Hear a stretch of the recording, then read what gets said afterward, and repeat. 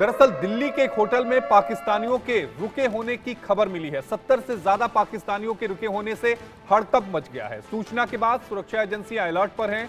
Hotel के आसपास paramilitary force को तैनात किया गया है। दिल्ली के पहाड़गंज का यह पूरा मामला है।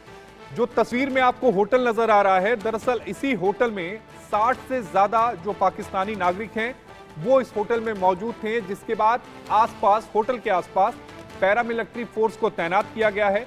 दिल्ली के पहाड़गंज का यह पूरा मामला है। तो दिल्ली से इस वक्त की एक बड़ी खबर आपके टीवी स्क्रीन पर 70 से ज्यादा पाकिस्तानियों के होने की खबर है और सूचना मिलते ही हड़कंप मच गया है। और इसी खबर पर ज्यादा जानकारी के साथ हमारे सहयोगी आयुष शर्मा हमारे साथ ग्राउंड जीरो से लाइव जुड़े हैं। आयुष, जो बताया जा रहा है कि ये जो 70 से ज्यादा पाकिस्तानी हैं, दरअसल ये एक डेलीगेशन था जो इस होटल में रुका हुआ था और उन्हें हजरत निजामुद्दीन जाना था। लेकिन सवाल तो ये उठता है कि जब ये डेलीगेशन भारत आया तो क्या इसकी जानकारी दिल्ली पुलिस को नहीं थी?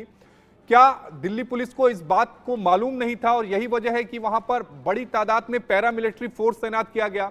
सवाल यह भी उठता है कि आखिर दिल्ली पुलिस के सीनियर अधिकारी वहां मौके पर क्यों पहुंचे जब वहां पर केवल एक डेलीगेशन पहुंचा था? तो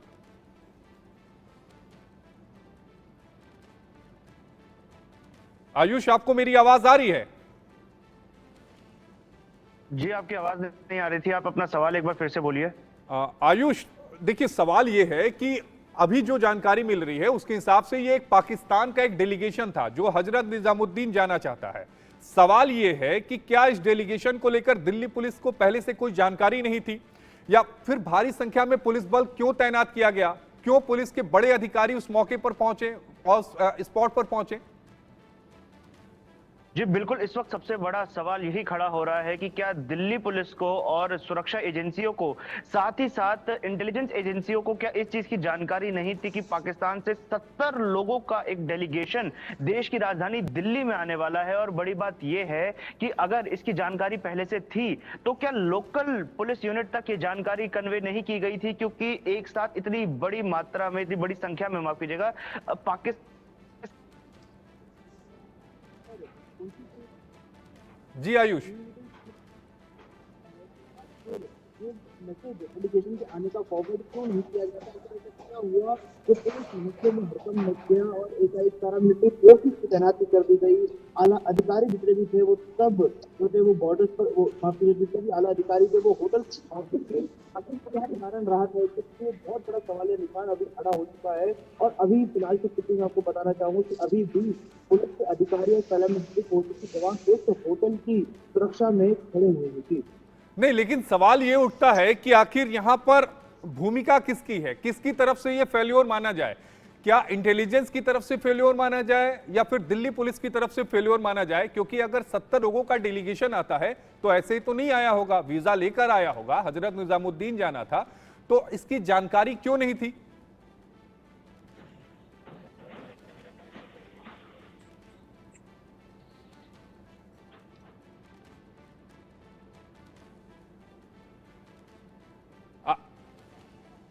आयुष, आपको आवाज आ रही है? आयुष के पास हम लौटेंगे, लेकिन इस वक्त की बड़ी खबर आपकी टीवी स्क्रीन पर दिल्ली के एक होटल में 70 से ज्यादा पाकिस्तान के लोगों के रुके होने की खबर है। सूचना मिलते ही हड़कंप मच गया। पैरामिलिट्री फोर्स को वहां तैनात कर दिया गया। दिल्ली पुलिस के बड़े अधिकारी वहां पर पहुंचे और जब वहां पहुंचे तो यह पता चला दरअसल ये पाकिस्तान का एक डेलीगेशन है जो हजरत निजामुद्दीन के लिए आया था और वहां पर उन्हें विजिट करना था। अब सवाल यह उठता है कि आखिर इतना बड़ा डेलीगेशन भारत आता है, उस डेलीगेशन के आने की खबर क्या दिल्ली पुलिस को नहीं थी? क्या उस डेलीगेशन की खबर जो थी वो खुफिया एजेंसियों को नहीं थी? अगर थी तो उसकी जानकारी क्यों नहीं पहुंचाई गई? सूचना के बाद अलर्ट क्यों जारी किया गया? आसपास पैरामिलिट्री फोर्स क्यों तैनात की गई? हालांकि दिल्ली पुलिस की तरफ से इस पूरे मसले पर जवाब आना बाकी है। अब देखना यह होगा कि दिल्ली पुलिस क्या कुछ कह रही है। आयुष, दिल्ली पुलिस की तरफ से कुछ कहा गया क्या इस पूरे मसले को लेकर?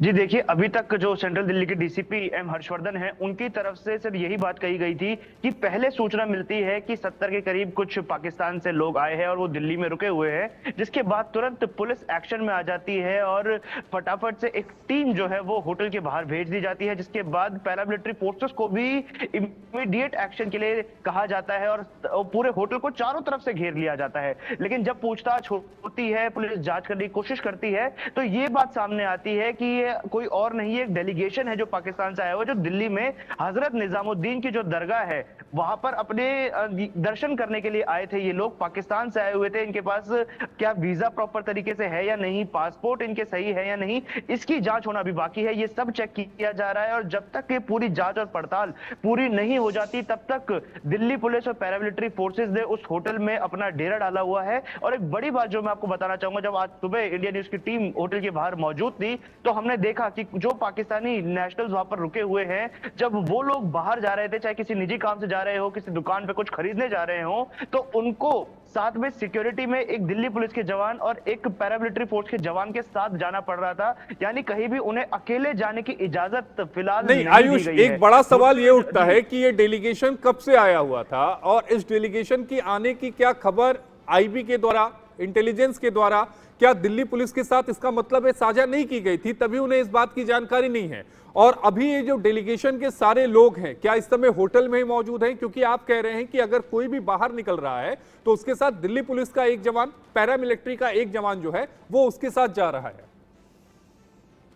जी बिल्कुल, बता दें कि ये 1 या 2 दिन हुआ था इन लोगों को आए हुए, जिसके बाद पुलिस को सूचना मिलती है कि बहुत ही बड़ी संख्या में पाकिस्तान से कुछ लोग दिल्ली के पहाड़गंज के एक होटल में रुके हुए हैं, जिसके बाद दिल्ली पुलिस तुरंत एक्शन में आती है। हालांकि सवाल निशान अभी भी खड़ा हो रहा है कि जांच एजेंसियों के ऊपर, इंटेलिजेंस एजेंसीज के ऊपर, कि क्या लोकल पुलिस को, लोकल नहीं आयुष, एक यहाँ पे मैं आपको रोकूंगा। आपने कहा 1 या 2 दिन, 24 घंटे का अंतर बहुत होता है। दिल्ली पुलिस क्या कह रही है, 24 घंटे या 48 घंटे?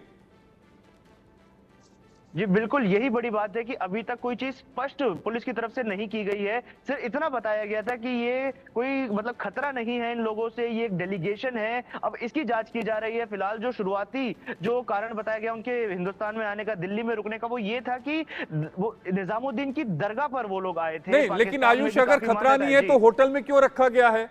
जब उनकी तरफ से कोई बाहर जा रहा है, कोई भी शख्स जो है वो बाहर निकल रहा है, तो फिर उसके साथ दिल्ली पुलिस का जवान क्यों जा रहा है? 2 बातें हो रही है ना। आप कह रहे हैं खतरा नहीं है, लेकिन अगर होटल से कोई बाहर जा रहा है पाकिस्तान का नागरिक, तो आप उसके साथ एक सिपाही भेज दे रहे हैं।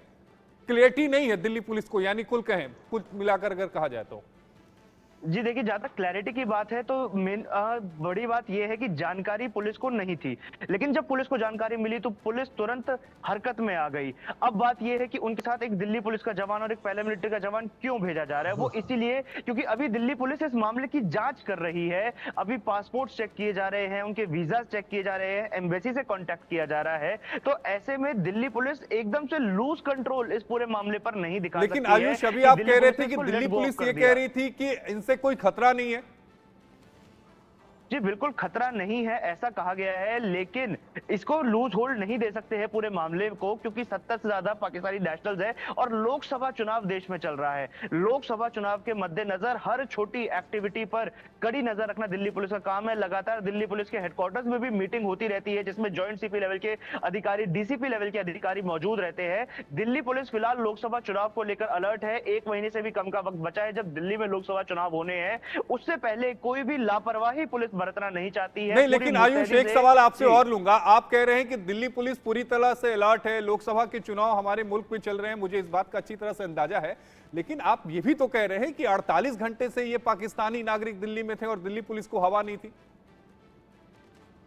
ये बिल्कुल, यही तो बड़ा सवाल है जो अब दिल्ली पुलिस का, जिससे जवाब आना बाकी है कि इतने लंबे वक्त तक, अगर ये कहे कि एयरपोर्ट से निकलते ही आखिर ये लोकल यूनिट को सूचना क्यों नहीं दी गई। जब एयरपोर्ट से वो लोग भारत में आए, जहाज के रास्ते से भारत में आए, किसी भी रास्ते से भारत में आए, तो उनको सूचना क्यों नहीं मिली लोकल यूनिट को कि इतना बड़ा एक समूह, एक इतना बड़ा डेलीगेशन दिल्ली में आ चुका है जो हजरत निजामुद्दीन की दरगाह में जाएगा। अक्सर क्या होता है, जब कोई ऐसी बड़ी तादाद में लोग किसी देश से दूसरे देश में जाते हैं, और खासकर जब दुश्मन देशों की बात हो रही हो, जहां पर रिश्ते इतने अच्छे ना हो, तो ऐसे में लोकल यूनिट को पहले सूचना दे दी जाती है। इसमें क्या होता है ताकि लोकल यूनिट भी उस चीज के लिए अलर्ट रहे और जो लोग दूसरे देश से भारत में आए हैं उनकी सुरक्षा में भी कोई चूक ना हो सके। इस चीज को लेकर ये पूरी सुरक्षा के जो इंतजाम है वो पहले कर लिए जाते हैं, लेकिन यहाँ पे कहीं ना कहीं चूक मिली है और लोकसभा चुनाव के मद्देनजर अगर ये चूक होती है तो ये बहुत बड़े सवालिया निशान प्रशासन के ऊपर और दिल्ली पुलिस के ऊपर भी खड़े करेगा। जी आयुष, यानी कुल मिलाकर कहें तो अलर्ट कहने से ही सारी चीजें अलर्ट नहीं हो जाती, अलर्ट होना भी पड़ता है और अलर्ट ना होने का जो नतीजा है वो हम देख रहे हैं कि 48 घंटों के बाद सूचना मिली है। इस खबर पर हम 4 बजे विस्तार से चर्चा करेंगे। आयुष, आपका जुड़ने के लिए बेहद शुक्रिया।